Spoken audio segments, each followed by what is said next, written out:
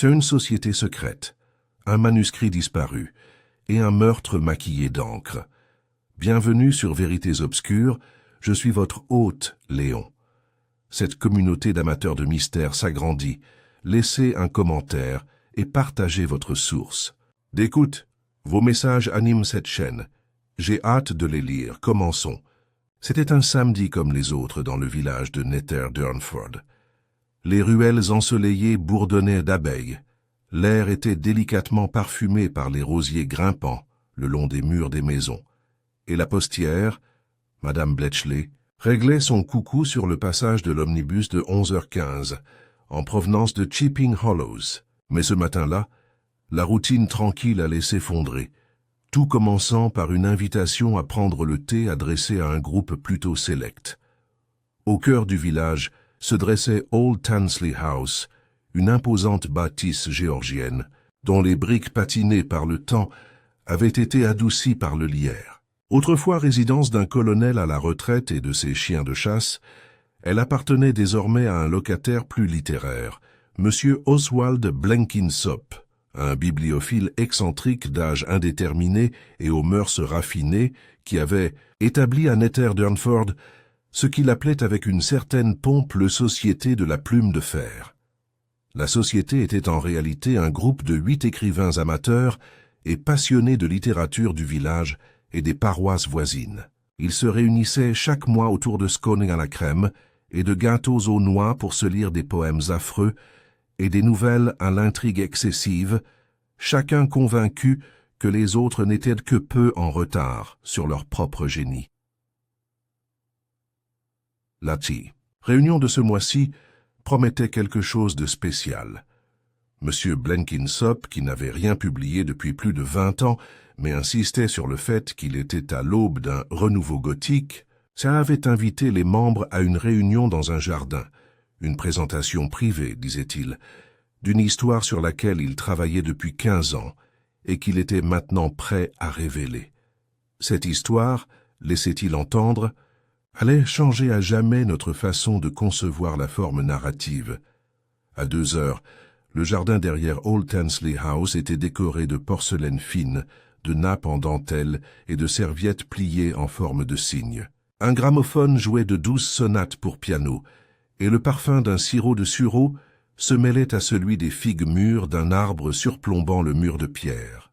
Miss Marple, invitée davantage en tant qu'ancienne du village qu'en tant que personne de lettres, était assise sous un parasol avec sa broderie, discrètement amusée par le faste de l'ensemble. « J'ose dire que ce sera insupportablement long », murmura Madame Dulcie Carruthers, une veuve connue pour ses vers libres modernistes et son habitude de faire rimer épouvantable avec existentiel. « Ou intolérablement complaisant », murmura M. Lionel Dacre, dont les sombres histoires de détective étaient, selon lui, bien trop subtiles pour être appréciées. D'autres étaient plus respectueux. Mademoiselle Ivy Platt, la fille timide du pasteur, auteur de poésie dévotionnelle, et le jeune Edwin Pratt, un instituteur exubérant, qui rêvait d'écrire la prochaine grande satire de l'Empire.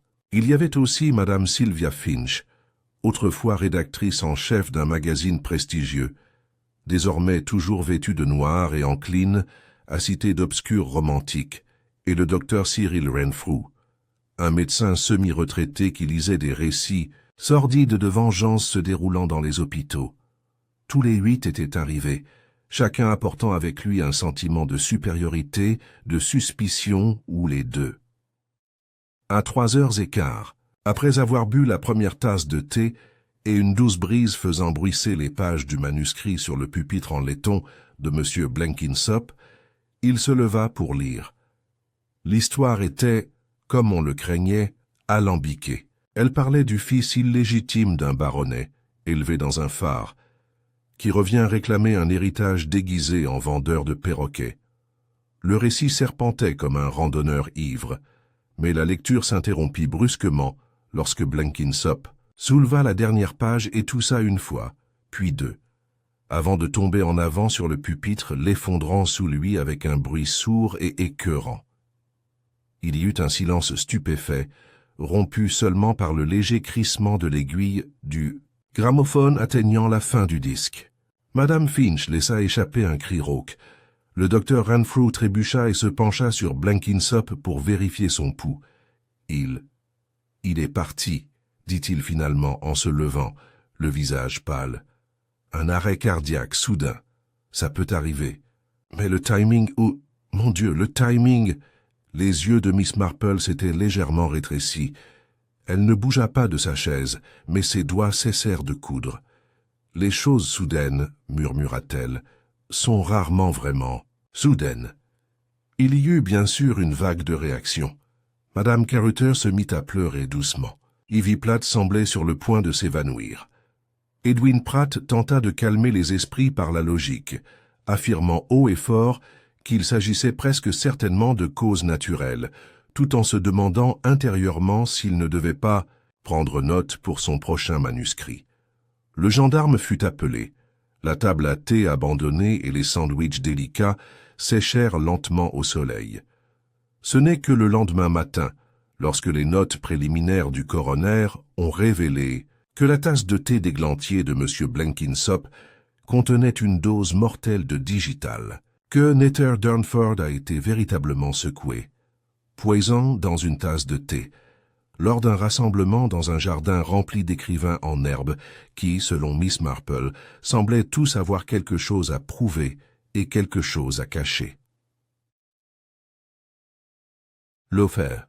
Lundi matin, le silence qui régnait à Nether Durnford s'était transformé en quelque chose de bien plus animé. Les ragots. Le rythme habituel de la vie villageoise était bien là. Le cliquetis des bouteilles de lait sur les seuils de pierre, le bourdonnement lointain des tailles haies, l'aboiement du terrier de l'agent Prowse. Mais sous ce calme se cachait un courant électrique, une tension qui vibrait à travers les rideaux de dentelle et persistait dans les silences entre les salutations informelles. Madame Bletchley, depuis sa position derrière le comptoir de la poste, avait déjà compté pas moins de 4 villageois qui étaient arrivés sans lettres à envoyer mais avec beaucoup de questions à poser. C'était le thé, paraît-il, murmura M. Elphick, l'employé de banque à la retraite, appuyé sur sa canne. Le thé aux herbes, je l'ai toujours trouvé peu fiable. Les infusions étrangères n'ont jamais rien donné de bon. La digitale n'est pas étrangère. Rétorqua Madame Bletchley sans grande conviction. Elle vient des digitales, des fleurs de jardin juste sous votre nez. Exactement, dit M. Elphick, avec un air de satisfaction sinistre, comme si cela prouvait son point de vue. Chez l'épicier, l'incident avait suscité une discussion plus pragmatique. Madame Cartwright, en choisissant des pommes, déclara que c'était une affaire épouvantable, mais aussi une excellente raison de se tourner vers le café. Pendant ce temps, la jeune Meg Winton, la fille du boucher, supposait, de manière quelque peu théâtrale, que Blenkinsop en savait peut-être trop.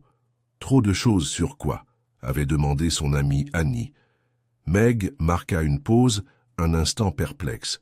C'est justement ça, non? Personne ne sait ce qu'il savait. C'est comme ça que tout commence. De retour à Old Tansley House, la police avait bouclé le jardin.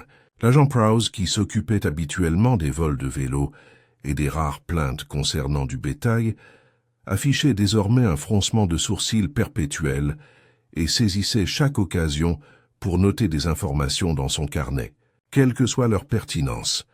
L'inspecteur Bream avait été dépêché du comté et son arrivée apportait une note de solennité officielle. Homme trapu, moustache taillée et habitude de jouer avec son col, Bream observait la scène avec une compétence lasse. Il n'était ni impressionné par le jeu théâtral amateur de la Société de la Plume de Fer, ni particulièrement influencé par l'affectation littéraire. Les gens qui passent trop de temps avec la fiction, grommela-t-il à Prowse, ont tendance à la confondre avec la réalité. Miss Marple, quant à elle, était restée discrète les jours qui avaient suivi l'incident. Elle avait bien sûr parlé à l'inspecteur Bream lors de ses premières investigations. Elle ne lui avait fait part que de ses observations, à voix basse, précise et, à son avis, pour l'essentiel sans conséquence. « J'ai remarqué, avait-elle dit, que la tasse de M. Blenkinsop n'avait pas été versée par lui-même. Je crois qu'elle lui avait été passée par Madame Finch. Bien sûr, avec tout ce mouvement autour de la table, ces détails peuvent devenir confus. L'inspecteur Brim avait écrit un mot poli, l'avait remercié et avait rapidement balayé la remarque, la considérant comme le genre de remarque que les petites vieilles dames trouvaient toujours utile. Il était bien plus intéressé par le testament de Blenkinsop, ses documents financiers et la possibilité que l'un des participants ait eu un mobile plus direct, un héritage peut-être. Au village, cependant, les questions discrètes de Miss Marple étaient prises beaucoup plus au sérieux. Au fil des décennies, elle s'était forgée une réputation remarquable, dont on parlait à voix basse et avec des regards entendus. Certains la croyaient dotée d'une sorte de double vue. D'autres, plus raisonnablement, comprenaient qu'elle prêtait simplement attention à ce que les autres ignoraient. Mardi après-midi, elle a reçu la visite d'Ivy Platt, la fille du vicaire, dans son cottage couvert de roses. Je ne sais pas pourquoi. « Je suis venu, Miss Marple », commença nerveusement Ivy en jouant avec ses gants. « Seulement je pensais que vous pourriez comprendre. » Miss Marple la fit entrer, lui versa du thé, de Ceylan, pas de cynorhodon, et écouta attentivement. « Je n'ai rien vu directement, » poursuivit Ivy, « mais tout semblait bizarre. Monsieur Blenkinsop était de bonne humeur et travaillait sur ce manuscrit depuis des années. Pourquoi quelqu'un voudrait-il le tuer? L'inspecteur Brim resserrait son regard. Sylvia Finch avait hérité d'une petite somme d'Oswald Blenkinsop, rien de très important, mais suffisant pour susciter un froncement de sourcils. Elle insistait sur le fait qu'il s'agissait simplement d'un geste entre vieux amis. « Il admirait mes talents de correcteur, dit-elle à l'inspecteur, et m'a dit un jour que j'étais la seule à lui donner un retour sérieux. Le fait qu'elle ait servi du thé empoisonné était, pour Brim, bien plus accablant. Miss Marple, cependant, était moins sûre. Elle a peut-être versé le thé, se dit-elle doucement ce soir-là, en mettant de côté son tricot, mais a-t-elle préparé la théière? Elle réfléchit à ce qu'elle avait vu lors de la réunion. Les regards changeants, les nuances compétitives masquées par la cordialité et surtout l'absence particulière d'une personne au moment critique. Et puis il y avait l'histoire elle-même. Il avait disparu. L'inspecteur Brim avait ordonné une perquisition dans le jardin et la maison, mais aucune trace du manuscrit n'avait été retrouvée. Les pages manuscrites de Blenkinsop, fruit de 15 années de travail, avaient disparu. C'est là, pensa Miss Marple, le véritable début du mystère. C'était une vérité universellement reconnue, du moins à Netterdurnford, qu'aucune, mort dans des circonstances particulières, ne restait inexpliquée plus longtemps qu'une miche de seigle frais au comptoir de la boulangerie de Madame Bletchley. Et après la disparition très médiatisée d'Oswald Blenkinsop, les spéculations avaient pris une tournure à la fois frénétique et étrangement littéraire, comme si les villageois voyaient désormais leur vie reflétée dans des chapitres, des listes de suspects et des motivations cachées. Le développement le plus urgent et celui dont l'inspecteur Brim aimait le moins parler était le manuscrit manquant. Malgré une fouille minutieuse de la vieille maison Tansley par des agents en uniforme et l'inspecteur lui-même, aucune trace de la légende n'avait été retrouvée. Elle n'avait pas été laissée sur le pupitre. Elle ne se trouvait pas dans les tiroirs du bureau de Blenkinsop. Son bureau, sa commode et même la malle verrouillée sous son lit n'avaient rien révélé de plus que des reçus, des notes griffonnées et une lettre de refus en lambeaux datée de 1912. « Disparu », avait dit l'inspecteur d'un ton sombre, à l'agent Prowse. Disparu. 15 ans de gribouillis décousus et il disparaît le jour même où quelqu'un juge bon d'empoisonner l'auteur. Coïncidence, Prowse? Cela semble plutôt intentionnel, monsieur. C'est tout à fait vrai. Pourtant, pour Miss Marple, qui avait passé la majeure partie de sa longue vie à constater que les motivations humaines correspondaient rarement aux conclusions bien ficelées de la police, la question était moins pourquoi le manuscrit avait disparu, et plus d'informations sur Holmes parmi les membres de la société, il avait été en mesure de le prendre sans préavis.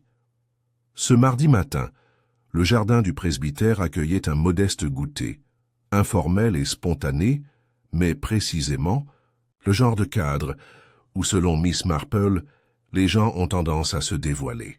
Ivy Platt avait invité quelques membres de la société sous prétexte de prendre des nouvelles les uns des autres. Miss Marple avait été invitée, bien sûr, non pas en tant que membre du groupe, mais en tant que présence réconfortante, madame.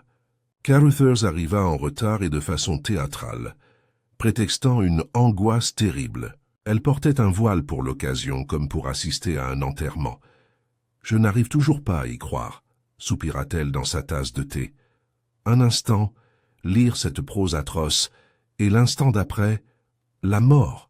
« Je ne pensais pas que c'était horrible », murmura Edwin Pratt, qui n'avait jamais terminé son propre manuscrit. « Vous l'admireriez », répondit Caruthers d'un ton lourd de condescendance. On aurait dit un penny dreadful. Lionel Dacre, resté jusque-là inhabituellement silencieux, s'éclaircit la gorge. Quelle que soit sa valeur littéraire, quelqu'un a clairement jugé qu'il valait la peine d'être supprimé. « Supprimant ?» demanda Ivy en clignant des yeux. « Oui », poursuivit Dacre, prudent dans ses paroles, mais ses yeux se plissèrent avec intensité. « On ne tue pas un homme, et on ne vole pas son manuscrit, sauf si ce qui compte, c'est ce qu'il a écrit. Peut-être a-t-il cité des noms, peut-être a-t-il romancé de manière trop précise. » Miss Marple observa silencieusement le malaise que cette suggestion suscitait. Dacre avait touché une corde sensible. C'était clair. Ivy semblait inquiète. Edwin se mordit la lèvre. Madame Caruthers ajusta son voile mais ne dit rien. Seule Madame Finch, étrangement calme depuis le début, prit un autre biscuit. « L'histoire se déroule dans un phare, » dit-elle. « Je ne vois pas en quoi cela pourrait nous inquiéter. » Miss Marple, qui pour une fois ne tricotait pas mais pliait sa serviette avec une précision étudiée, intervint doucement. « Ah, mais les phares sont tellement symboliques, n'est-ce pas?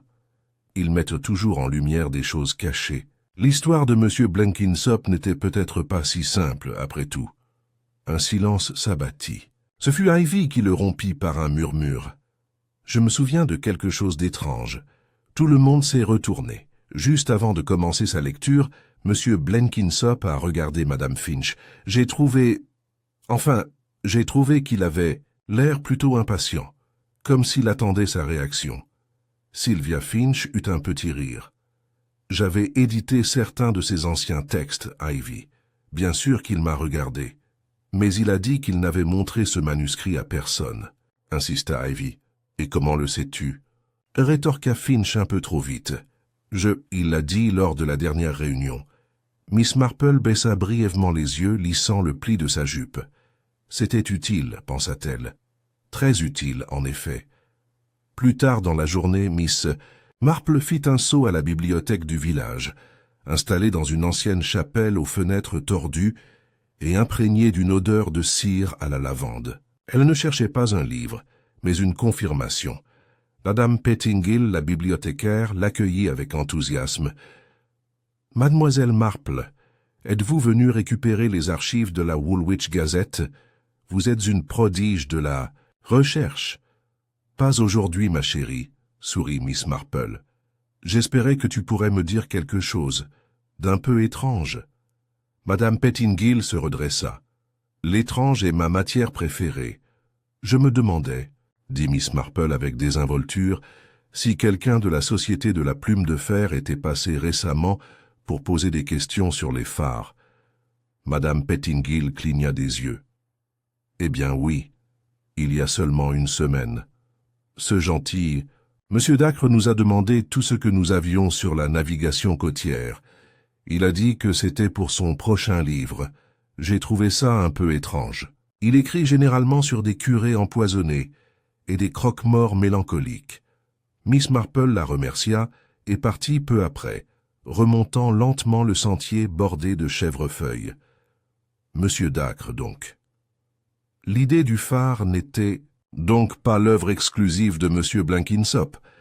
Et pourtant, M. Dacre avait prétendu le contraire.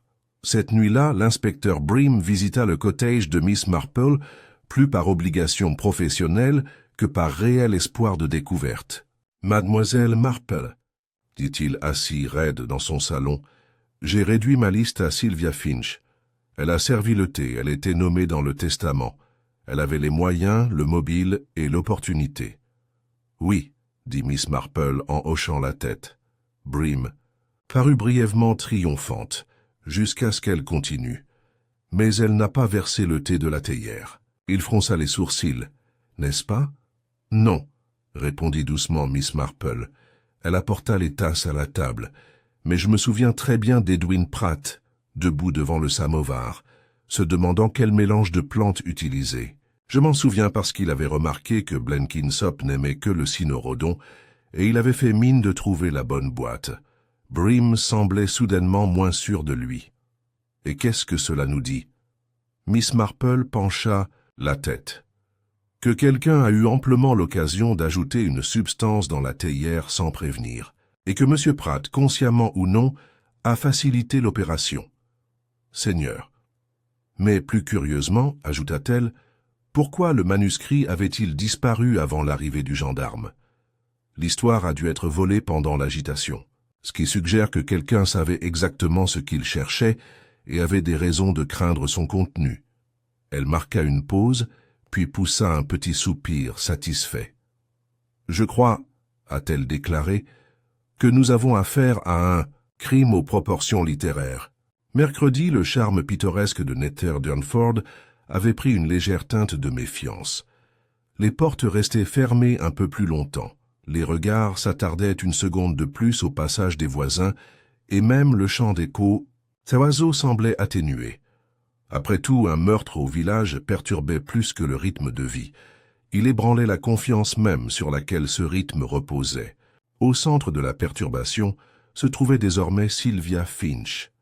Ce n'était pas seulement qu'elle avait hérité d'un modeste legs d'Oswald Blenkinsop, ni qu'elle lui avait tendu la tasse de thé fatale, bien que ces faits fussent répétés, souvent et avec une subtile inflexion à chaque porte de village et à chaque boîte aux lettres.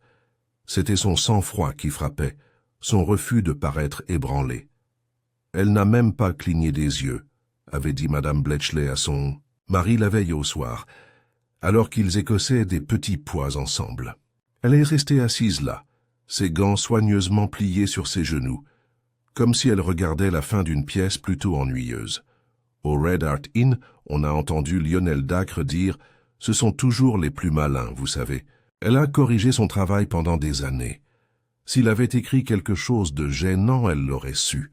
Même Ivy Platt, la timide et anxieuse Ivy, était devenue réservée envers Madame Finch. Elle avait autrefois admiré l'assurance et la vivacité de cette femme plus âgée. Maintenant, cette même élégance froide lui semblait inquiétante, et, pourtant, Miss Marple n'était toujours pas convaincue. Certes, Madame Finch était proche de lui. Elle avait un mobile, en quelque sorte, mais elle n'avait aucune raison d'attirer l'attention. Son legs était modeste, sa réputation au village était impeccable. Au contraire, elle avait plus à perdre qu'à gagner en tuant Blenkinsop au vu et au su de ses pairs. Plus urgente encore aux yeux de Miss Marple était le détail si souvent négligé. Qui avait manipulé le thé lui-même? Elle avait déjà confié à l'inspecteur Bream qu'Edwin Pratt avait choisi le mélange d'églantier. Ce détail, dissimulé sous des éléments plus dramatiques, lui semblait être le pivot autour duquel toute l'affaire pourrait tourner. Bream, cependant, restait figé. Jeudi matin, l'inspecteur a convoqué un entretien officiel à la gendarmerie. Sylvia Finch est arrivée, vêtue de son habituelle crêpe noire et de ses gants, comme une femme auditionnant pour une audition de contrainte. « Madame Finch », commença-t-il, « vous avez été la dernière à offrir une tasse de thé à Monsieur Blenkinsop. Vous étiez d'ailleurs nommée dans son testament. Ne trouvez-vous pas que c'est une combinaison plutôt malheureuse ?» Elle le regarda froidement. « Malheureux, oui. Suspect, non. Vous prétendez que vous n'avez pas préparé le thé. Je ne l'ai pas fait. Je lui ai simplement tendu la tasse qui était placée le plus près du bout de la table. Et tu n'avais aucune idée de ce qu'il y avait dedans.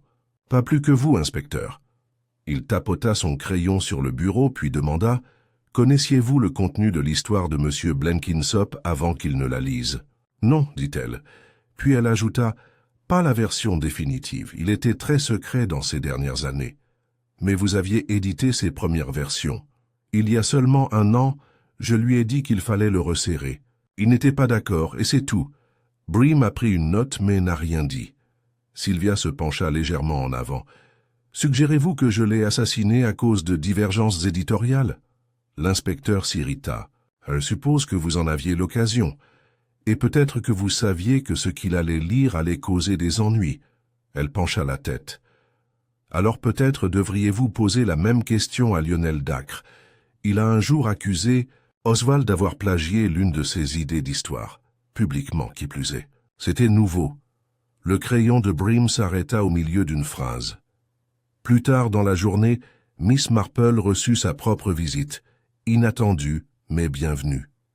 Le jeune Edwin Pratt apparut sur le pas de sa porte, chapeau à la main, un sourire nerveux aux lèvres. « J'espère ne pas déranger, » dit-il. « C'est juste que, les gens parlent de Sylvia. Et je me suis dit, peut-être que tu ne penses pas qu'elle l'a fait ?» Miss Marple le fit entrer et lui versa un doux mélange de Darjeeling, qu'Edwin accepta avec gratitude. « Elle est intelligente, » dit-il. « Froide, certes, mais intelligente. Pourtant, je n'arrive pas à croire qu'elle ait pu faire quelque chose d'aussi théâtral. Du poison à une lecture littéraire ?» Miss Marple pencha la tête. « Le poison peut être très pratique, ma chère. Il laisse peu de dégâts. » Il rougit. « Je ne voulais pas dire, juste que, ça ne s'en tire comme elle. »« Non, » acquiesça Miss Marple. « Et que pensez-vous qu'il se soit passé, monsieur Pratt ?» Il s'agita. « Je crois que quelqu'un a paniqué. Peut-être que le manuscrit mentionnait quelque chose de réel. Peut-être que quelqu'un a cru à une accusation voilée. Et vous souvenez-vous » demanda doucement Miss Marple. « Si Oswald avait apporté le manuscrit avec lui de la maison, ou s'il était déjà sur le pupitre. » Edwin cligna des yeux. « Oh, je ne sais pas. Je suis arrivé un peu en retard. Il était déjà en train de relire ces pages quand je me suis assis. »« Intéressant, » murmura-t-elle. Il hésita, puis ajouta, « Tu ne crois tout de même pas que quelqu'un aurait pu échanger le manuscrit, n'est-ce pas? Ce qu'il a lu n'était pas la version finale. »« C'est une possibilité très curieuse, » répondit Miss Marple. « Merci, ma chère. C'était très utile. » Après le départ d'Edwin, elle prit un moment pour réfléchir. De multiples possibilités s'ouvraient désormais à elle, telles les pétales d'une onagre. 1. Blenkinsop avait écrit quelque chose qui mettait en danger quelqu'un dans la société. Deuxièmement, cette personne l'avait empoisonné pour empêcher que l'histoire soit partagée. 3. Le manuscrit avait disparu avant ou immédiatement après le meurtre. Mais et si Edwin avait raison? Et si le manuscrit que Blenkinsop a lu n'était pas du tout son manuscrit? Cette pensée la glaça plus qu'elle ne l'avait prévu. Ce soir-là, Miss Marple se rendit au presbytère à la faveur du crépuscule, où Ivy Platt taillait la lavande et essayait de ne pas avoir l'air surprise par les visiteurs. « Ivy, ma chère, » dit gentiment Miss Marple, « vous souvenez-vous de ce que M. Blenkinsop a dit en commençant sa lecture? Ces mots exacts ?» Ivy fronça les sourcils. Quelque chose comme « Laisse-moi t'emmener au cœur de la tempête et de la solitude, je crois. » Il avait toujours eu un don pour le spectaculaire. Miss Marple sourit. « Oui, mais a-t-il dit quelque chose à propos de l'histoire? Que c'était l'œuvre de sa vie? Que cela lui avait pris des années ?» Ivy secoua la tête. « Non, en fait, maintenant que tu le dis, il ne l'a pas fait. Il a juste commencé. » Une autre petite chose curieuse. Si ce n'était pas l'histoire qu'il avait mis des années à peaufiner, où était la vraie? Et qui avait l'opportunité et le mobile de faire ce changement? Quelqu'un a pris beaucoup de mal pour s'assurer que certaines vérités ne soient jamais révélées. Miss Marple rentra chez elle sous un ciel d'un bleu profond, son esprit rassemblant les faits selon un schéma précis. Elle repensa au phare, un phare destiné à révéler, non à dissimuler. Elle soupçonnait que le véritable manuscrit avait fait exactement cela, et quelqu'un l'avait fait taire. Le lendemain matin, il pleuvait doucement à Nether-Durnford. Une fine bruine embuait les fenêtres, mouillait les haies et conférait au village un calme vigilant. Les parapluies se déployaient comme des pactes secrets. Les cheminées respiraient plus fort que d'habitude et les vélos restaient enfermés dans des hangars. Miss Marple aimait les matins comme celui-ci. Elle était assise près de la fenêtre de son salon, sa broderie sur les genoux et une théière de thé à la lavande sur la table d'appoint. Mais ses mains étaient immobiles. Elle ne brodait pas. Elle se souvenait. Tout avait commencé avec la question innocente d'Edwin Pratt la veille. Quelqu'un aurait-il pu changer le manuscrit? Et puis le souvenir d'Ivy. Il n'a rien dit sur le fait que ce serait l'œuvre de sa vie. Cette absence avait rongé la mémoire de Miss Marple du jour au lendemain. Oswald Blenkinsop avait passé des années à peaufiner son chef-d'œuvre, s'accrochant à son potentiel comme à un trésor oublié. Cela, on le savait. Pourtant, au moment de le partager, il n'avait prononcé aucun discours, aucun préambule, aucune fioriture sentimentale, aucune mention des longues heures, de l'évolution de l'intrigue, des mois de remaniement. Il avait simplement commencé. Cela ne lui ressemblait pas. Elle se leva de sa chaise et se dirigea vers un tiroir du buffet. À l'intérieur, parmi du linge, soigneusement plié, se trouvait la dernière circulaire imprimée de la Société de la Plume de Fer, un ouvrage orné, imprimé sur du papier crème avec un logo à la plume, listant les noms de tous les membres actifs. Miss Marple l'examina. De nouveau 8 membres, un décès, un manuscrit manquant, et un motif qui n'est pas encore entièrement compris. Plus tard dans la matinée, la pluie diminuant progressivement, Miss Marple enfila son imperméable et se dirigea vers Old Tansley House. L'inspecteur Bream avait accepté à contre-cœur de lui accorder l'accès, sous étroite surveillance. Bien entendu, vous ne trouverez pas grand-chose, j'imagine, avait-il dit. Nous avons fouillé les lieux, mais pas toujours avec l'œil droit. J'y avait-elle répondu gentiment. L'agent Prowse la laissa entrer, son carnet toujours serré comme un livre de cantiques. L'inspecteur est à l'autopsie, dit-il. Il a dit que vous pouviez fouiller la bibliothèque et le jardin, mais pas l'étage. Cela fera très bien l'affaire, dit Miss Marple en souriant. Elle traversa la bibliothèque d'un pas léger. La pièce sentait encore légèrement la cire d'abeille, les feuilles de thé et l'encre. Les fenêtres, hautes et légèrement bombées par le temps, donnaient sur le jardin envahi par la végétation où avait eu lieu la réunion fatale. Le bureau se trouvait à une extrémité, en noyer orné avec peu de rangement dans les tiroirs, hormis des flacons d'encre et des enveloppes. Le lutrin, légèrement cabossé par la chute de Blenkinsop, avait été remis en place. Elle l'examina attentivement. Quelques pages de papier à lettres lignées reposaient dessus. Vierges, à l'exception d'un léger filigrane et d'une empreinte incurvée là où quelque chose de lourd avait appuyé sur la surface. Le regard de Miss Marple se porta sur un petit buvard à proximité en cuir, légèrement déformé au coin. Elle le souleva. Aucune tache d'encre fraîche, c'était particulier. Elle ouvrit le bouchon du flacon d'encre sur le bureau, presque plein et très sombre. Frais, en fait. Mais il n'y avait pas de stylo dans son support habituel. Ni plume, ni stylo-plume, rien qui suggère une utilisation récente. Ses yeux se plissèrent. Blenkinsop avait, de l'avis général, rédigé son manuscrit à la main. Il y tenait absolument. Pourtant, le jour de la lecture, aucun brouillon n'avait été retrouvé. Et maintenant, aucune trace de la rédaction récente des dernières pages. Puis elle remarqua quelque chose d'étrange. La poubelle sous le bureau avait été vidée par les agents, mais pas la cheminée. Elle avait visiblement été balayée, mais quelques particules de cendre s'accrochaient encore à la grille. Parmi elles, un minuscule fragment de papier noirci, carbonisé, recourbé sur le bord, mais suffisamment intact pour contenir une signification. Miss Marple se pencha et le récupéra délicatement avec son mouchoir. Il y avait un mot incomplet, trompé, écrit d'une main ferme et fluide, non dactylographié, sans craie. Peut-être au stylo plume. Mais à quelle pointe est-il récent? Elle replia le morceau dans son réticule et se tourna vers les fenêtres. La pluie avait recommencé. Derrière la vitre embuée, le jardin paraissait lugubre. Elle pouvait voir l'endroit exact où Blenkinsop s'était effondré, sous le treillis de clématite, près de la table à thé. Elle entra dans le jardin, ses chaussures effleurant l'herbe mouillée.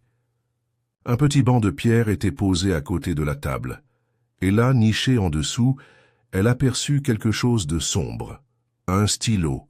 Pas n'importe quel stylo, mais un stylo coûteux. Corps en ivoire, clip en argent et une tache sombre sur la plume. Elle se pencha et l'examina attentivement. Il y avait encore de l'encre à l'intérieur, sèche maintenant, mais indéniablement rose. Pas du noir standard, pas du bleu. Elle l'enveloppa dans un mouchoir et le redressa. Elle avait maintenant 2 fragments, un mot brûlé d'un manuscrit et un stylo, caché négligemment dans un parterre de fleurs. Elle rentra chez elle en passant par la pharmacie du village. Monsieur Grillet, le propriétaire, était un homme d'un certain âge, plus passionné par la médecine légale que la plupart des policiers. « Mademoiselle Marple, » l'accueillit-il avec ravissement. « Vous venez chercher de la crème au calendula ?»« Pas aujourd'hui, » répondit-elle. « J'ai une demande plus particulière. » Elle lui montra le stylo, puis déplia soigneusement le papier noirci par la cendre. « Je me demandais si vous pouviez me parler de l'encre, la couleur peut-être. » Monsieur Grillet examina la plume sous sa loupe. « Ton inhabituel, » murmura-t-il. « Vous voyez le léger pigment rouge? C'est de l'encre vermillon. Populaire dans les premières éditions de manuscrits stylisés et très rare de nos jours. Attendez, oui. Monsieur Dacre a commandé cette même encre il y a seulement 3 semaines. Il a dit qu'elle correspondait au ton qu'il utilisait pour les titres de ses livres. » Miss Marple hocha lentement la tête. « Comme c'est précis. » Ce soir-là, elle retourna à son chalet, alluma un feu et s'installa confortablement avec un léger soupir de satisfaction. Le fragment de cendre avait révélé plus qu'un mot partiel. Il avait révélé qu'un manuscrit avait été brûlé. Mais pince Blenkinsop's manuscrit. Celui-ci avait été écrit avec l'encre de Dacre. Elle en était certaine. Pourquoi a-t-il été brûlé? Et plus intrigant encore. Pourquoi avait-il été écrit de la main de Dacre et laissé sur le pupitre de Blenkinsop, sauf si, à moins que Dacre n'ait placé son propre manuscrit, espérant que Blenkinsop le lirait. Peut-être l'avait-il piégé. Ou peut-être Blenkinsop avait-il découvert le stratagème et menacé de révéler la vérité. Blenkinsop avait-il réalisé qu'il était utilisé comme porte-parole du scandale de quelqu'un d'autre? Et est-ce que cela avait été le véritable motif de son meurtre? Miss Marple se pencha en avant et attisa le feu pensivement. Le meurtrier, elle le savait, avait joué un jeu dangereux avec les mots. Mais les mots, comme les poisons, ont tendance à laisser des traces. Vendredi matin, les nuages s'attardèrent bas au-dessus de Nether Durnford, leur ventre gris effleurant le clocher de l'église Sainte-Chloé. Les ruelles étaient glissantes sous la pluie, et un vent vif tordait les branches du vieux marronnier devant le presbytère. Le village paraissait silencieux, son bavardage habituel remplacé par des regards trop prudents et des silences trop lourds pour être ignorés. Quelque chose avait changé. La rumeur avait commencé à circuler, bien que personne ne pût en nommer la source, selon laquelle le manuscrit lu à voix haute par Oswald Blenkinsop n'était peut-être pas le sien.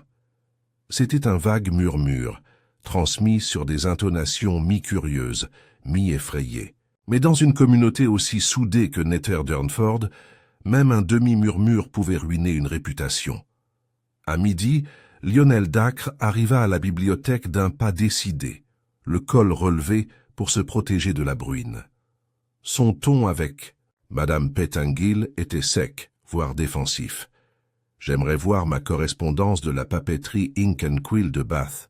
Vous m'avez dit qu'elle était arrivée la semaine dernière. » Madame Pettingill, troublée, lui tendit le paquet sans poser de questions. Mais alors qu'il se retournait pour partir, elle osa doucement « Monsieur Dacre, Monsieur Blenkinsop vous a-t-il déjà emprunté votre encre ?» Il se figea. « Quoi? Le vermillon. Le modèle spécial que tu as commandé. Je croyais me souvenir que tu avais mentionné qu'il l'admirait. » Il la fixa un instant de trop avant de se reprendre. « Certainement pas. Je ne prête jamais mon matériel, vous devez vous tromper. » Et sur ce, il est parti. En vérité, il semblait bien loin de son calme cultivé habituel. Ivy Platt, qui avait assisté à l'échange derrière une étagère, de récits de voyage le remarqua.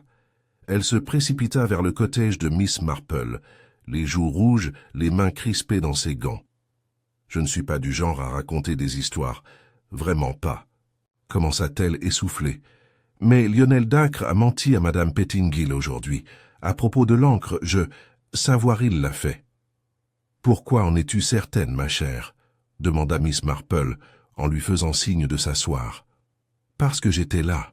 Il y a quelques semaines, à la poste, quand le colis est arrivé, il a fait « J'ai prêté l'encre à Monsieur Blenkinsop, même s'il a affiché une grande réticence. Il a dit quelque chose comme « Ne me blâmez pas si votre génie bave. Miss » Marple remuait doucement son thé. « C'est très intéressant. » Ivy hésita.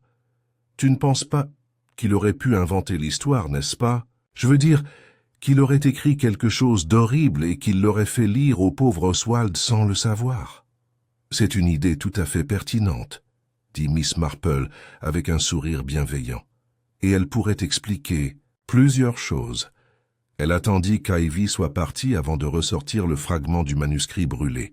Le mot « décep » brillait faiblement à la lumière de la lampe. Tromperie, un terme approprié. Cet après-midi-là, l'inspecteur Bream rendit une deuxième visite à Old Tansley House, cette fois avec une nouvelle question. « Monsieur Dacre, saviez-vous que votre encre vermillon spéciale avait été retrouvée sur le stylo découvert sous le banc du jardin ?» Dacre, toujours serein, ne sourcilla pas. « Beaucoup de gens ont admiré cette encre. Elle n'est pas vraiment exclusive. Peut-être que quelqu'un l'a volée, ou copié la couleur. Ou peut-être, dit Bream, que vous avez écrit une histoire pour laquelle vous vouliez que quelqu'un d'autre assume la responsabilité. » La mâchoire de Dacre se serra. « Si j'avais écrit quelque chose qui valait la peine d'être caché, je n'en laisserais pas de traces sous une haie. » Bream se pencha en avant. « À moins que tu ne l'aies fait exprès, à moins que quelqu'un ne t'ait forcé la main, quelqu'un qui a découvert ton petit échange et menacé de le révéler. » Dacre marqua une pause. « Tu n'as aucune preuve. »« Non, » répondit Bream. « Pas encore. » Plus tard dans la soirée, Miss Marple assista à la réunion de la Société de la Plume de Fer, reportée à la hâte. Elle se tenait désormais non pas dans un jardin, mais dans la salle de lecture poussiéreuse de la salle des fêtes. L'ambiance était loin d'être littéraire. Les accusations flottaient dans l'air comme des moucherons. Madame Caruthers est arrivée, drapée d'une mousseline funéraire, et a déclaré avant de s'asseoir « Je ne fais confiance à personne. » Nous pourrions tous être en train de lire nos propres nécrologies avant que cela ne soit terminé. Le docteur Renfrew renifla. On aurait de la chance si elles étaient 2 fois moins ennuyeuses que les histoires de Blenkinsop. Sylvia Finch, pâle mais calme, ne dit rien. Lionel Dacre arriva le dernier. À son entrée, plusieurs têtes se tournèrent. Il acquiesça brièvement et s'assit sans un mot. Miss Marple, assise tranquillement dans un coin, les observait tous. Elle remarqua que le regard de Dacre se tournait sans cesse vers le pupitre, qu'Edwin Pratt s'agitait plus que d'habitude, qu'Ivy Platt semblait incapable de soutenir le regard de Madame Finch. C'est Edwin qui a parlé le premier. « Peut-être, dit-il d'une voix faible, devrions-nous arrêter de faire comme si tout était normal ?» Caruthers renifla. « On n'a jamais été normaux. »« Non, dit Edwin, mais je veux dire...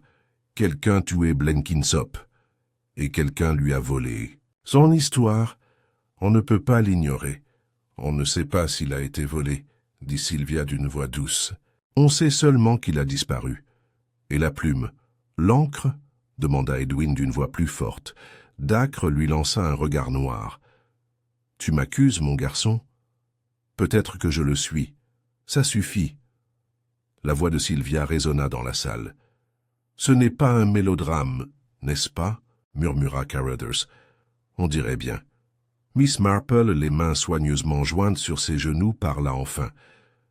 Je me demande, dit-elle doucement, si nous pourrions nous demander non pas qui était là pour gagner de la mort d'Oswald, mais qui se tenait là pour perdre le plus de sa vie. La pièce devint silencieuse. Elle regarda Dacre. Tu as déjà publié des histoires, n'est-ce pas? Bien sûr. Et vous en avez soumis un à un éditeur l'automne dernier. Oui, ils l'ont rejeté. Mais aurait-il pu changer d'avis? A-t-elle poursuivi. Si le nom de Blenkinsop leur était parvenu? Son visage pâlit. Qu'est-ce que tu insinues? Que tu as inventé l'histoire, dit-elle doucement. Que tu l'as inventée pour qu'Oswald la lise à voix haute, et qu'il a découvert le piège, peut-être même quelques instants avant la lecture, et a menacé de te dénoncer. Dacre se leva brusquement. « C'est scandaleux !»« Non, dit Sylvia en se levant lentement. « C'est vrai, n'est-ce pas? Tout le monde s'est tourné vers elle. Je soupçonnais que quelque chose clochait. Le langage n'était pas celui d'Oswald. Le ton était inapproprié. Il m'a dit avoir beaucoup corrigé avant de lire, mais ça sonnait faux. Il détestait réviser. Dacre serra les poings. Même si c'était vrai, ça ne ferait pas de moi un tueur. Non, dit Miss Marple, mais le manuscrit que vous avez dissimulé était compromettant, n'est-ce pas? Peut-être même diffamatoire. Lu à voix haute, il aurait pu faire scandale, de quoi ruiner votre réputation, et plus encore. Ivy murmura « Qu'est-ce que ça disait ?» Sylvia reprit la parole. Cela racontait l'histoire d'un critique littéraire qui avait fait chanter un autre écrivain pour le réduire au silence, lui volant ainsi son intrigue et sa réputation. Il avait changé les noms, mais de justesse. Dacre avait l'air bouleversé. Miss Marple croisa les mains. Et quand Oswald refusa de continuer, quand il réalisa ce que vous aviez fait, vous paniquâtes. Vous aviez emporté le vrai manuscrit avec vous, pour le détruire si nécessaire, et vous l'avez fait. Sylvia termina sa pensée, mais pas avant de l'avoir réduit au silence avec du poison. Dacre s'enfonça dans son fauteuil, la combativité en lui disparut. La réunion s'est terminée dans le silence. Miss Marple rentra seule chez elle, le vent tirant sur son châle.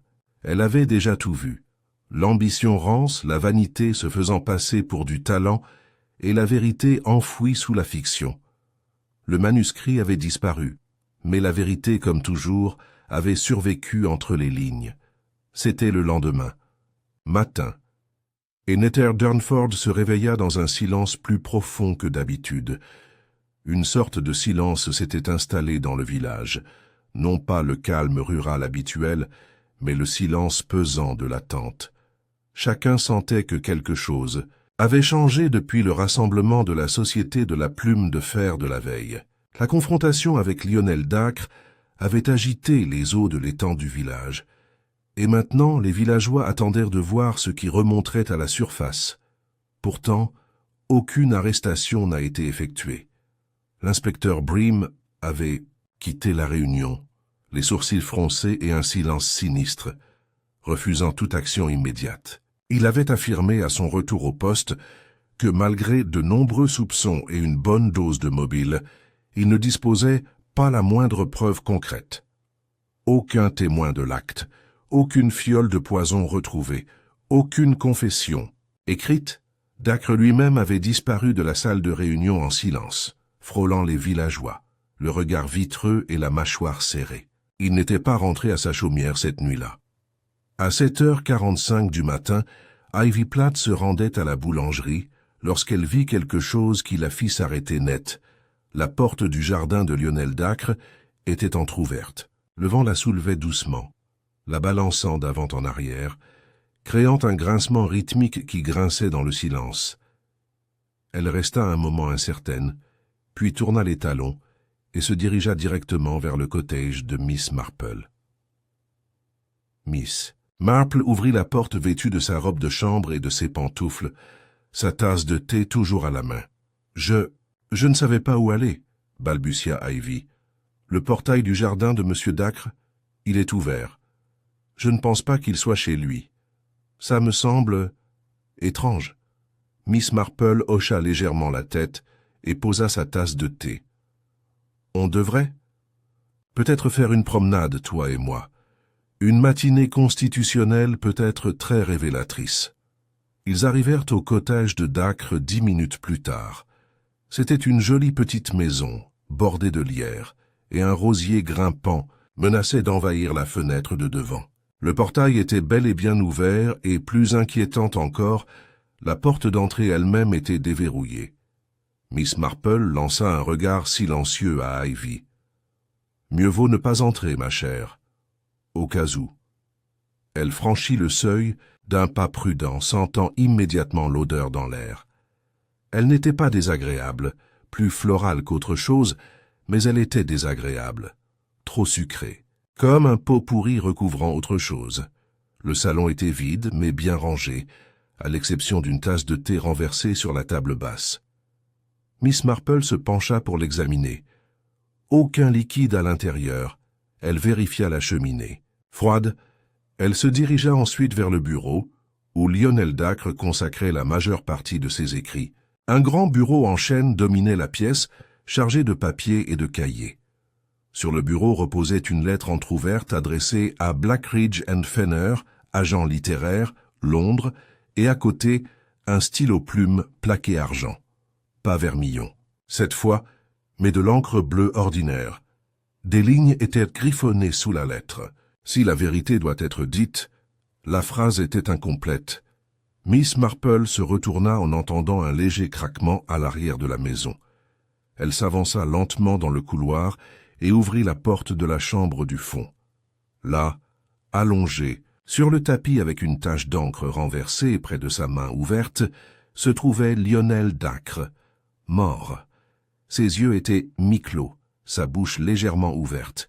Aucun signe de violence, pas de sang. Mais la mort indéniablement était de retour à Nether Durnford. Miss Marple sortit lentement de la pièce et retourna à la porte, où Ivy se tenait pâle et tremblante. « J'ai bien peur, » dit doucement Miss Marple, « que M. Dacre soit décédé. » En moins d'une heure, l'inspecteur Bream et le gendarme Prowse étaient arrivés et la scène était scellée. « Aucun signe d'effraction, » murmura Bream en scrutant la pièce. « Aucune blessure. Pas de lettre de confession. Une autre tasse, exactement comme celle de Blenkinsop. Ce n'est pas une coïncidence. » Miss Marple se tenait silencieusement près de la fenêtre. « Ce n'est pas une coïncidence, non, dit-elle, mais peut-être pas un meurtre non plus. » Il la regarda. « Tu ne crois pas que c'était un acte criminel ? » « Je crois, dit-elle pensivement, que M. Dacre avait peut-être plus peur d'être démasqué que d'être arrêté. Et la peur a des effets terribles sur l'esprit humain. Tu penses que c'était un suicide ? » Miss Marple ne répondit pas immédiatement. Elle retourna au bureau où se trouvait la lettre aux agents littéraires. Il avait quelque chose à avouer, ou en avait l'intention. Elle prit une petite feuille glissée sous l'entête. Ce n'était pas une écriture manuscrite, mais une page dactylographiée, une copie carbone. Chapitre 1. La lumière et le jugement. C'était le début d'un manuscrit. Elle le tendit à Bream. Vous découvrirez peut-être que les aspirations littéraires de M. Dacre allaient au-delà du simple vol.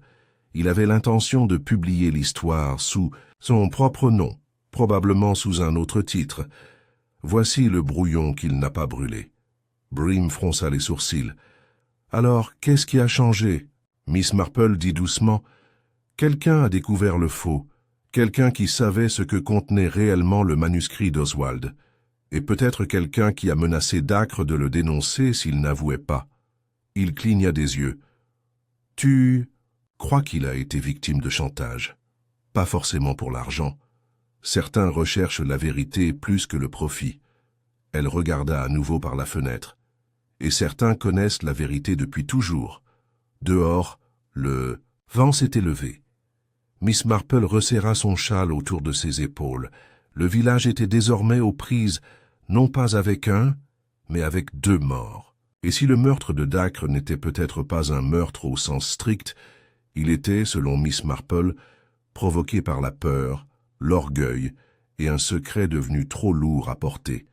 Mais même cette révélation a laissé quelque chose d'inexpliqué. Le manuscrit original. Si Dacre ne l'avait pas détruit et elle ne le croyait plus, alors quelqu'un d'autre l'avait. Quelqu'un qui était resté soigneusement silencieux pendant que les autres se retournaient les uns contre les autres. Elle repensa aux membres de la société. Caruthers, qui appréciait le drame mais manquait de subtilité.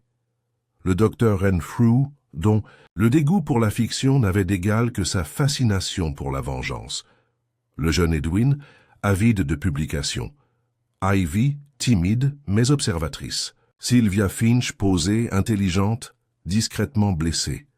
Derrière chaque façade polie se cachaient encore des secrets, et l'un d'eux détenait la dernière page de la vérité.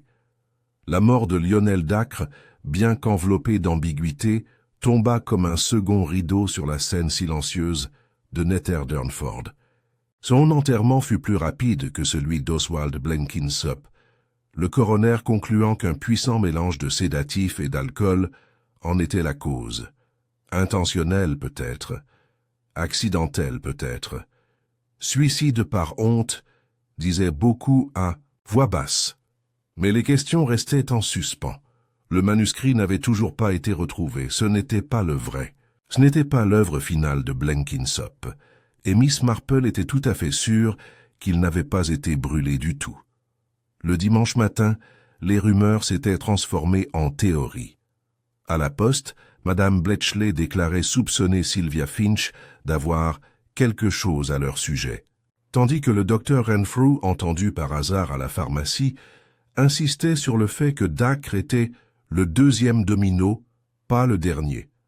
Miss Marple, comme à son habitude, s'abstenait de partager ses opinions. Mais son esprit s'agitait, rapidement. Elle avait appris depuis longtemps que la solution à la plupart des énigmes ne résidait pas dans les preuves, mais dans personnages. Non pas dans ce que les gens ont fait, mais dans la raison pour laquelle ils l'ont fait, et dans la façon dont ils se sont comportés lorsqu'ils pensaient que personne ne les regardait. Cet après-midi-là, elle lança une discrète invitation à prendre le thé. Un seul invité, ni Ivy, ni Edwin, ni Caruthers, mais Sylvia Finch. Ils se retrouvèrent dans la véranda de Miss Marple, un agréable espace ensoleillé où les géraniums formaient des rangées soignées de terre cuite et où le lierre s'enroulait comme des doigts curieux le long des fenêtres. Un service à thé en argent avait été disposé, ainsi que des scones chauds, de la confiture de prunes et un modeste gâteau éponge. Sylvia arriva rapidement, gantée et posée comme toujours, son deuil noir échangé contre un chemisier bleu, sa marine et une jupe grise ardoise. « J'ai bien peur de ne pas avoir eu beaucoup d'appétit ces derniers temps, dit-elle en acceptant un scone, mais en le grignotant à peine. « C'est compréhensible, dit gentiment Miss Marple. Nous avons connu une série d'événements malheureux. Sylvia émit un petit rire sans joie. C'est une façon de dire les choses. Ils ont siroté en silence pendant un moment. Vous connaissez M. Blenkinsop depuis de nombreuses années, dit Miss Marple après une pause. Oui, depuis avant la création de la société. Nous nous sommes rencontrés lors d'un colloque d'édition à Basse. Il commençait déjà à s'isoler, se plaignant d'être incompris. Vous l'avez aidé à réviser ses premiers travaux? Sylvia hocha la tête. J'ai essayé. Oswald avait beaucoup de défauts, mais il aimait l'écrit. Il ne savait simplement pas comment le façonner. Il ne pouvait pas tuer ses chéris. Miss Marple eut un petit rire. Un mal commun chez les écrivains, en effet. Vous deviez savoir, dit doucement Miss Marple, que le manuscrit qu'il a lu le jour de sa mort n'était pas vraiment le sien. Sylvia posa sa tasse de thé avec un léger tintement. Je m'en doutais, et pourtant tu n'as rien dit. Sylvia regarda par la fenêtre. Qu'auriez-vous voulu que je dise? Que je croyais que Lionel Dacre l'avait manipulé pour qu'il lise un faux, que j'avais reconnu la formulation de Dacre. Je n'avais aucune preuve. Mais tu avais un mobile. Le visage de Sylvia se tourna brusquement. « Pardon ?» Miss Marple n'éleva pas la voix. « Pas pour tuer Oswald, je veux dire, mais pour cacher la vérité, pour protéger l'œuvre. Voyez-vous, je me suis dit, quelqu'un a pris le manuscrit original, pas pour détruire ça, mais à préserver quelqu'un qui savait ce que ça valait. Pas financièrement peut-être, mais intellectuellement, émotionnellement. » Sylvia ne parlait pas. « Vous m'avez dit un jour, poursuivit Miss Marple, qu'Oswald admirait vos talents de rédacteur, qu'il vous avait un jour qualifié de seule personne à lui donner un retour pertinent. » Sylvia expira lentement. C'était il y a bien des années. « Je pense, dit Miss Marple, qu'Oswald vous a laissé le manuscrit, ni par testament ni par écrit, mais en esprit. Il vous faisait confiance pour le comprendre, pour le garder précieusement. » Sylvia se leva brusquement. « Tu ne comprends pas. Je pense que oui. »« Non, dit Sylvia en se tournant vers elle. J'allais le dire à quelqu'un. J'avais prévu de le révéler au grand jour, une fois la situation réglée. Mais après la mort de Dacre, je n'ai pas pu. On aurait dit que j'avais tout orchestré. » Miss Marple se leva et se dirigea vers le buffet. Elle en prit un petit paquet enveloppé dans un tissu et le posa sur la table. Sylvia regarda fixement. « Ivy l'a trouvé, vous savez, » dit doucement Miss Marple. Elle rangeait les compositions florales après la dernière réunion de la société et a remarqué qu'un vase était anormalement lourd, lesté. À l'intérieur, ceci. Sylvia ouvrit lentement le tissu et il était là, manuscrit d'Oswald Blenkinsop, des dizaines de pages reliées lâchement avec une ficelle ancrée de son écriture caractéristique, la première page intitulée « Le phare de la mémoire ». « Tu l'as caché » dit Miss Marple. « Non par culpabilité, mais par peur. Tu ne voulais pas que les autres le ternissent ou l'utilisent. » Sylvia hocha la tête. Sa voix était à peine plus forte qu'un murmure. « Ce n'est pas une histoire parfaite. Elle est brouillonne et complaisante. Mais c'est la sienne, elle est vraie. Il y a mis tout son cœur. Et pourtant, il est mort avant d'avoir pu le défendre. » Les larmes montèrent aux yeux de Sylvia. « Je pensais faire ce qu'il fallait. »« Je crois que oui, » dit Miss Marple en posant doucement une main sur la sienne. « Mais je crois aussi que la vérité a tendance à demander à être dite. » Il y eut un long silence. Finalement, Sylvia se redressa. « Alors il faut le publier, correctement, sous son nom. » Miss Marple sourit. « Ce serait le plus bel hommage de tous, » dit-elle. Plus tard dans la soirée, Miss Marple écrivit une courte lettre à l'inspecteur Bream. Discrète, comme toujours, elle ne contenait aucune accusation osée, mais il soulignait les faits, que le manuscrit avait été caché et non détruit, que la culpabilité de Dacre l'avait probablement conduit à la mort, que l'histoire de Blenkinsop avait été volée et presque effacée, mais avait, grâce à la conscience tranquille d'une femme, survécu. Elle ne s'attendait pas à ce que l'enquête se poursuive. Le village avait besoin de repos, pas de scandale. Mais justice avait été rendue discrètement. Alors que le soleil plongeait derrière les haies de Nether Durnford et que les lampes à gaz s'allumaient le long de la ruelle, Miss Marple s'installa dans son fauteuil avec un léger soupir. La Société de la Plume de Fer se réunirait à nouveau en temps voulu, mais la prochaine fois, espérait-elle, les histoires seraient moins dangereuses et les auteurs un peu plus sages. C'est le jeudi suivant. Le village de Nether Durnford s'était installé dans un calme absolu. 2 morts en l'espace d'une semaine avaient suscité suffisamment de spéculations pour durer toute une saison, mais quelque chose avait changé dans l'air. Les murmures étaient plus doux, les regards moins accusateurs, et la bouilloire de la boulangerie s'était remise à bouillir à intervalles réguliers. Pourtant, un jugement final persistait comme une prose inachevée. Miss Marple savait qu'il était temps. Elle envoya de petits mots manuscrits à chacun des membres restants de la Société de la Plume de Fer, les invitant à venir à son chalet pour une dernière discussion. Pas de formulation dramatique, pas de ton menaçant, juste une simple suggestion. Le temps était venu de se mettre à l'épreuve, et que l'honnêteté, comme une intrigue bien ficelée, méritait son heure. Ils sont arrivés juste après 4 heures, Ivy Platt d'abord, serrant un mouchoir et évitant tout contact visuel. Edwin Pratt ensuite, échevelé et pâle, comme hanté par autre chose que des courants d'air perdus. Madame Caruthers entra ensuite, vêtue de velours noir, d'un ton déjà soupçonneux. Le docteur Renfrew arriva, les dents serrées, marmonnant des absurdités théâtrales. Sylvia Finch, la dernière, arriva, la posture droite, le visage indéchiffrable. Le salon était chaleureux et doucement éclairé. Du thé avait été servi et des biscuits offerts, mais l'air était tendu. Miss Marple était assise sur sa chaise habituelle, les mains jointes sur ses genoux, son châle posé comme une robe de couronnement. « Merci à tous d'être venus, » dit-elle avec une clarté tranquille.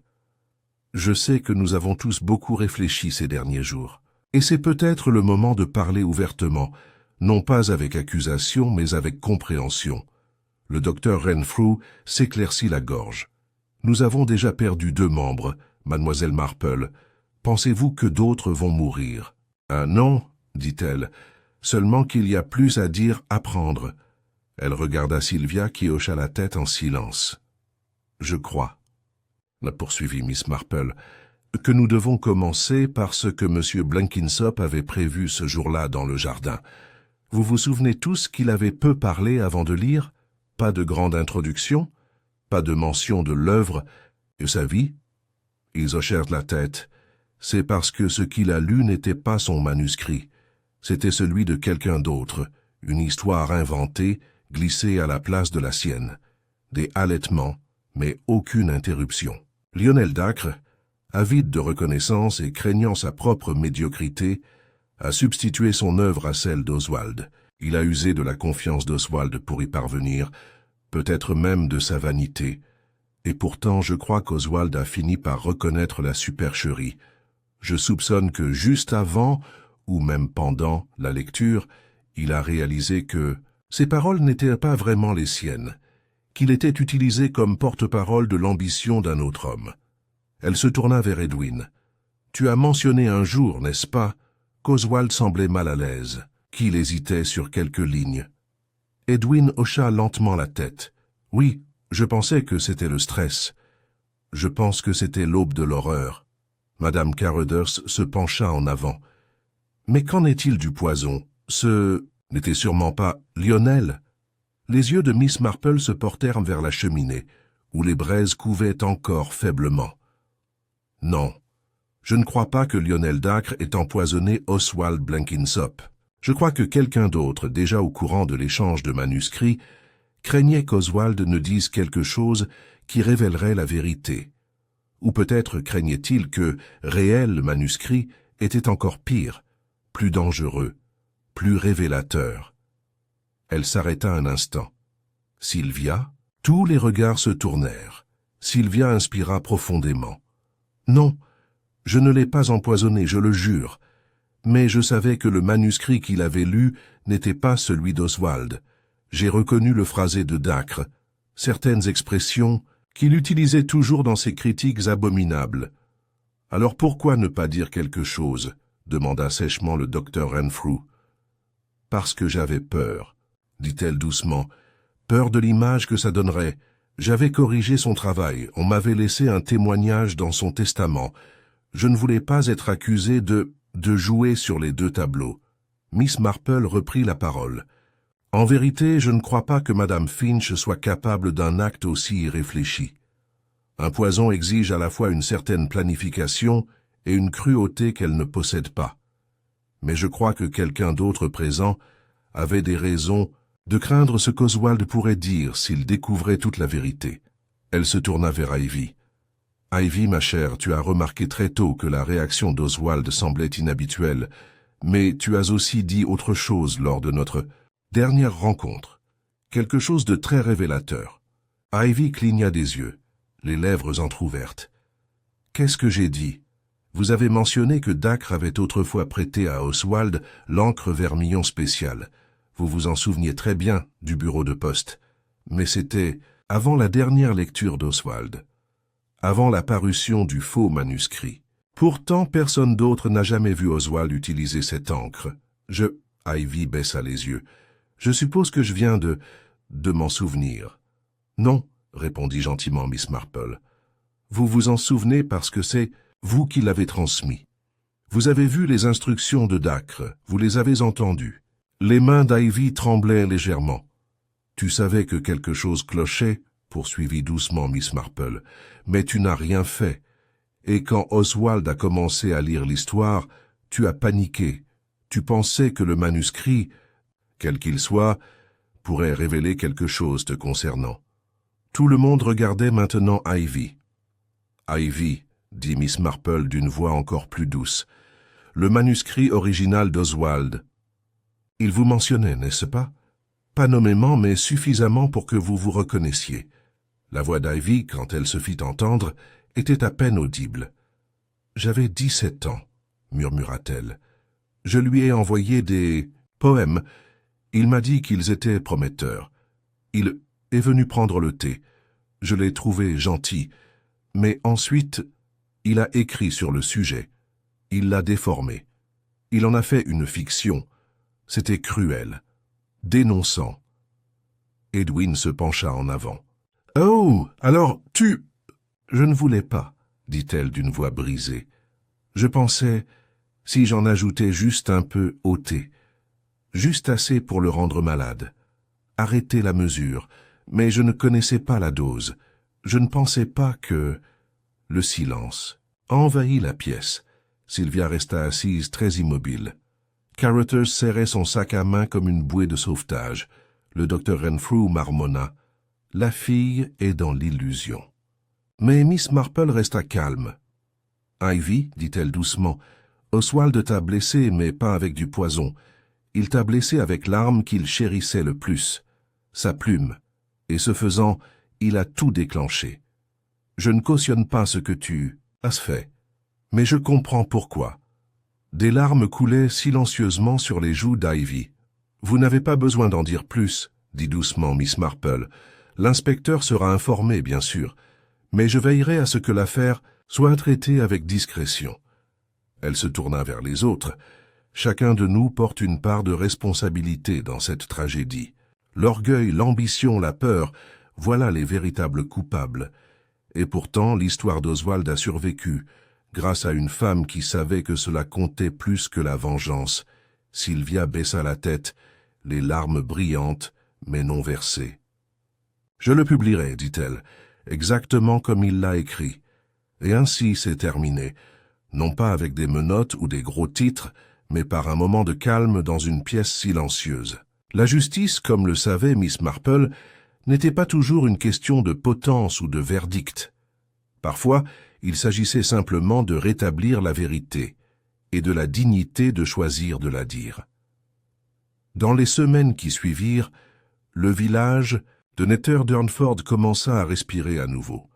Ce changement n'était ni soudain ni manifeste. Aucune annonce n'était affichée à la poste, aucune proclamation n'était accrochée à la porte de l'église.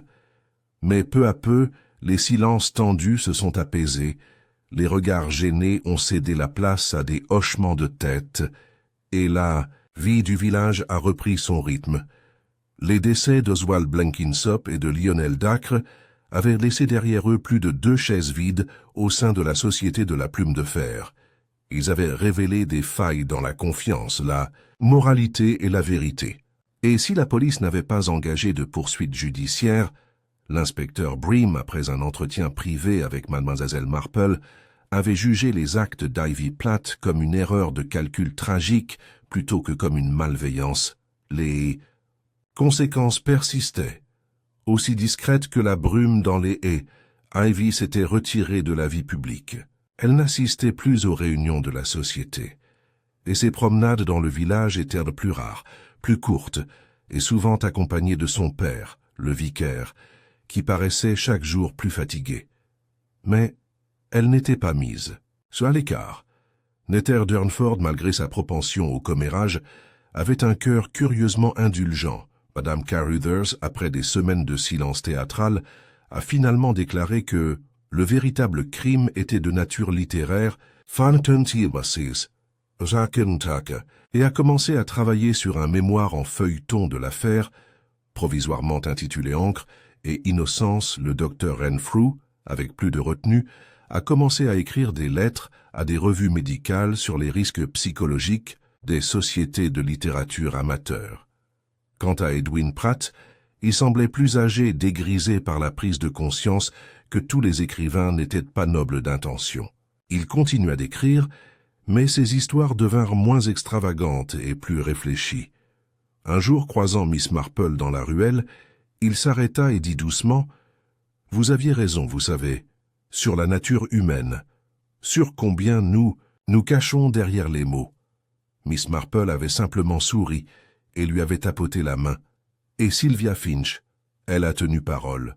En moins d'1 mois, elle contacta un agent littéraire réputé à Londres, auquel elle joignit le manuscrit original d'Oswald Blenkinsop, accompagné d'une modeste note expliquant les circonstances de sa récupération. Elle omettait les noms. Elle n'incluait ni le jardin, ni le thé, ni les décès. Seule l'histoire comptait désormais. Et l'histoire s'est avérée plus que récupérable. Étrange, certes, et tentaculaire, mais profondément humaine, riche de nostalgie et de mélancolie, marquée par la perspicacité d'un homme qui, malgré toutes ses excentricités, comprenait l'isolement d'une manière que peu de gens pouvaient exprimer. Le phare de la mémoire, comme il est resté intitulé, a été accepté pour une publication posthume, un tirage limité, des critiques modestes mais respectueuses, celles qui évoquent les voix oubliées, la beauté douloureuse du souvenir, la vulnérabilité qui réside dans le fait de coucher son âme sur le papier. Miss Marple a reçu un exemplaire, signé par la poste. Elle l'a lu pendant plusieurs soirées, assise près de la cheminée, une théière de thé au cassis et sa broderie posée sur ses genoux. L'histoire était parfois imparfaite. Certains chapitres étaient sinueux, d'autres trop sentimentaux, mais il y avait une part de vérité au cœur de l'histoire. Une vérité façonnée par le regret, le chagrin et, bien sûr, la culpabilité. Mais c'était honnête. Un soir, alors que la dernière page s'enroulait sous ses doigts, on frappa à sa porte. C'était Sylvia. Elle se tenait debout, son manteau déboutonné, le vent tirant sur les bords de son écharpe, et dans ses mains, elle tenait une seule feuille de papier. « J'ai pensé que tu devrais voir ça », dit-elle doucement. C'était caché au dos d'un des carnets d'Oswald. J'ai failli le manquer. Miss Marple accepta la page et l'examina à la lumière de la lampe. C'était une lettre, non envoyée, sans adresse, clairement destinée à personne en particulier, ou peut-être à tout le monde. L'écriture de Blenkinsop était penchée avec lassitude sur la page. Si vous trouvez ceci, sachez que j'ai fini par accepter que ma plus grande œuvre ne soit peut-être pas aimée, ni même comprise. Mais elle est mienne. Elle n'appartient à personne d'autre, ni aux critiques, ni à mes amis, ni même aux lecteurs. C'est avant tout le récit de mes souvenirs, de la façon dont nous déformons le passé pour y survivre. Si cela provoque un malaise, j'en suis désolé. Si cela révèle la vérité, je ne le suis pas. Miss Marple a lu la lettre 2 fois. Puis elle le plia soigneusement et leva les yeux vers Sylvia. « Il savait, » dit-elle. Sylvia hocha la tête. « Oui, il savait ce qu'il faisait. Il savait que ça allait faire des vagues. C'est peut-être pour ça qu'il n'a pas résisté. Même à la fin. » Ils restèrent ensemble en silence, le feu crépitant doucement derrière eux.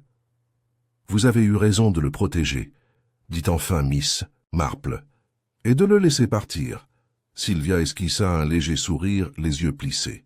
« Vous n'êtes pas celle à laquelle je m'attendais, Miss Marple. Oh, vous êtes gentille, mais pas tendre, aussi acerbe que n'importe quelle critique que j'ai jamais rencontrée. » Miss Marple gloussa. « On peut réparer un ourlet et repérer un mensonge le même après-midi, ma chère. C'est juste une question de perspective. » Ils partagèrent le thé et le silence, et après le départ de Sylvia, Miss Marple resta près du feu pendant un long moment. La société de la plume de fer finit par se réunir à nouveau. Une réunion silencieuse, empreinte de douceur et d'une écriture plus sincère. Ils se retrouvèrent dans le salon du presbytère, puis dans la bibliothèque, puis sous le kiosque au printemps, où les roses avaient enfin recommencé à fleurir. Miss Marple n'assistait pas à toutes les réunions, mais lorsqu'elle y assistait, elle apportait des biscuits, un sourire entendu et une oreille attentive.